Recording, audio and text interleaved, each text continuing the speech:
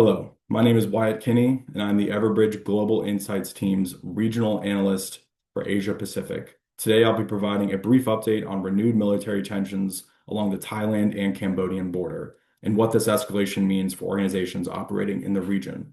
On December 8th, Thailand carried out airstrikes against Cambodian military positions near the contested areas of Pre, Vahir, and Ta Muan Tam. Thai authorities say the strikes were a defensive response after Cambodia deployed long-range rocket systems close enough to threaten Thailand civilian areas. Cambodia reports at least 4 civilian deaths, additional injuries, and damaged infrastructure in the area that was impacted. Both governments initiated evacuations along the border following the strikes. This marks the most serious escalation between the two countries since mid-2025.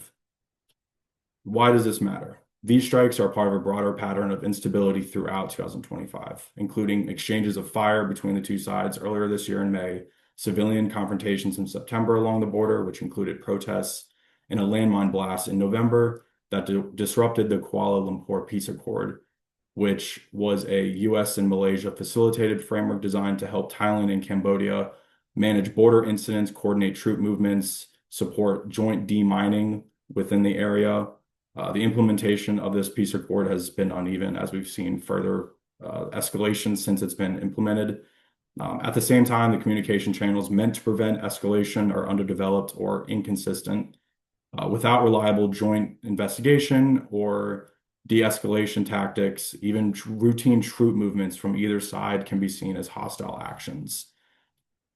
So the core of what drives the tension between the two countries, the International Court of Justice in 1962 ruled that the Preah Vihear Temple belongs to Cambodia, but the ruling did not clarify the surrounding territory, leaving the border ambiguous and highly dispute-prone. Domestic politics play a role as well. Thai security institutions emphasize rapid, decisive responses. Cambodia faces a strong sovereignty expectation from communities living near the contested area. External actors also shape the tension. The US and Malaysia continue to support the Kuala Lumpur process and the peace accord. Cambodia's close relationship with China adds additional geopolitical weight to its own decision-making when these disputes occur. So impacts on business operations. For companies operating in northeastern Thailand or northwestern Cambodia, this escalation affects logistics, workforce mobility, regulatory processes, and project timelines. Cross-border checkpoints are already seeing slower processing and heightened inspections. Manufacturing zones reliant on cross-border flows, including textiles, footwear, electrical components, automotive components. It's possible they'll see production delays and the need for higher inventory buffers. Cambodian nationals working in Thailand may face tighter document checks, leading to temporary workforce gaps. Infrastructure and development projects near the border, especially those requiring surveys or demining, may experience pauses or restricted access.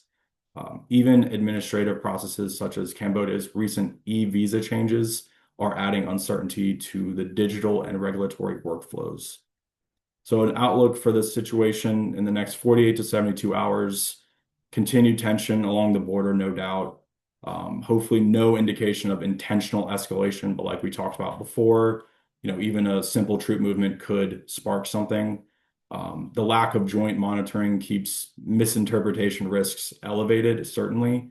Over the next 2 to 6 weeks, fragile standoff is the most likely scenario, even with occasional incidents, uneven diplomatic engagement.